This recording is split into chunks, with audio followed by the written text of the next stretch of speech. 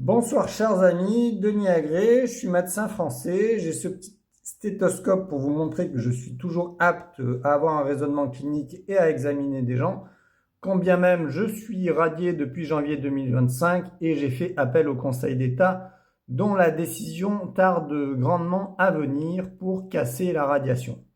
Je vais vous raconter une histoire extrêmement intéressante d'une maman dans une école maternelle en France qui a scolarisé ses deux enfants de 3 et 4 ans, nés en 2021 et 2022. Donc j'anonymise les faits pour que, disons, l'école, la directrice, le médecin de l'éducation nationale du centre municipal de santé ne soient pas embêtés. Et je vous lis le mail du 11 septembre 2021. La maman a rencontré la directrice qui est plutôt, on va dire, la directrice qui est plutôt à l'avantage de la mère et du père qui ne souhaitent plus faire vacciner.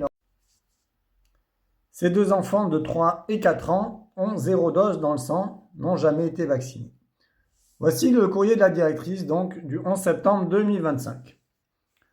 Elle écrit au médecin de l'éducation nationale. Bonjour, je vous informe que deux enfants récemment inscrits à l'école maternelle n'ont pas fourni leur carnet de vaccination lors de l'inscription en mairie. Conformément à la loi, j'ai procédé à leur admission à l'école. Donc ça, c'est très important. Donc vous avez le droit de scolariser vos enfants sans qu'ils soient vaccinés. Conformément à la loi, j'ai procédé à leur admission à l'école, la scolarisation étant obligatoire et ne pouvant être refusée même en l'absence du carnet vaccinal.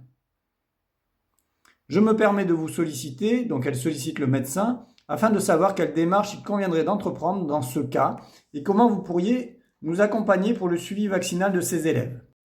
Voici donc la réponse du médecin à la directrice d'école. Madame, j'ai contacté Madame X, la mère des deux enfants concernés, donc 3 et 4 ans. La grande est arrivée au cours de moyenne section à l'école l'année dernière.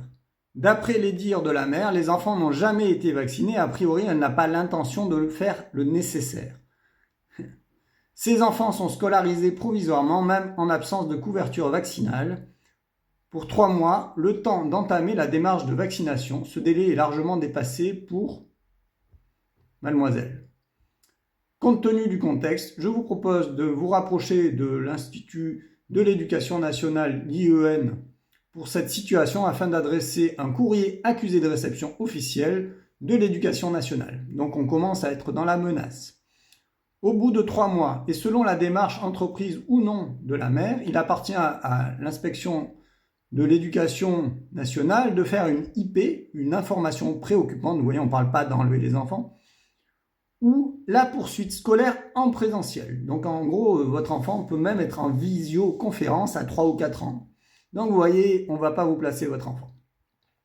La situation pose également d'autres interrogations.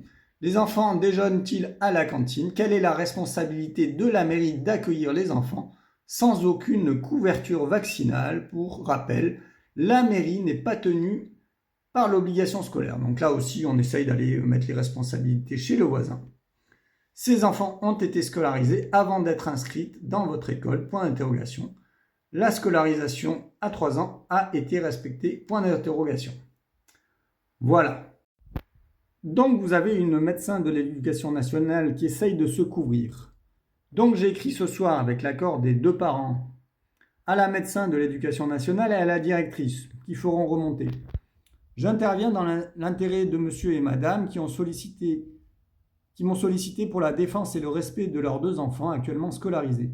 Je vous joins les documents d'une importance colossale que je vous invite à lire expressément et à faire remonter à vos hiérarchies médicales et à l'Académie de l'éducation nationale et à toute personne que vous jugerez utile, maire, préfet, député, sénateur. Il est malheureusement évident que les obligations vaccinales de 2018 et de 2025, et même celles de 1938, 1940 et 1968, donc ça c'est les obligations diphtérie, tétanos, polio, donc ces obligations sont totalement illicites car dangereuses. Tous les vaccins pédiatriques comportent des risques graves, entre parenthèses rien que les myocardites, 3 points de suspension, et des échecs. J'ai mis un extrait de mon texte de la pétition. Le rapport de la l'Agence nationale de sécurité du médicament sur la surveillance des vaccins obligatoires chez les enfants de moins de 2 ans, confirme la non-innocuité des vaccins avec des risques graves, dont des décès, maladies de Kawasaki et des échecs vaccinaux. J'ai mis le lien de la NSM que vous êtes très nombreux à connaître sur la vaccination obligatoire chez l'enfant 0 à 2 ans.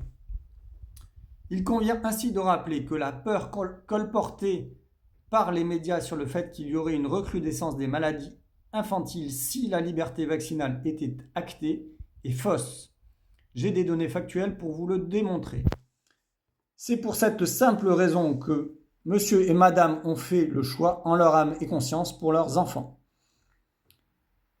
Vous ne pouvez renvoyer ces enfants sur un motif vaccinal à moins de tomber sous le coup de la loi pour discrimination pour état de santé et ou harcèlement, abus de faiblesse. Je vous renvoie au code pénal.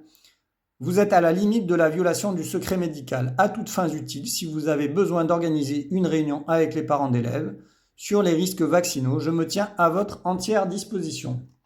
Cordialement, et j'ai mis un petit PS post-scriptum, ma radiation médiatique ordinale est faite pour me discréditer. J'ai fait appel au Conseil d'État et la présomption d'innocence est toujours bon à rappeler. Voilà, chers amis, donc il y a en France officiellement 2 enfants de 3 et 4 ans qui n'ont jamais été vaccinés et qui vont rester à l'école.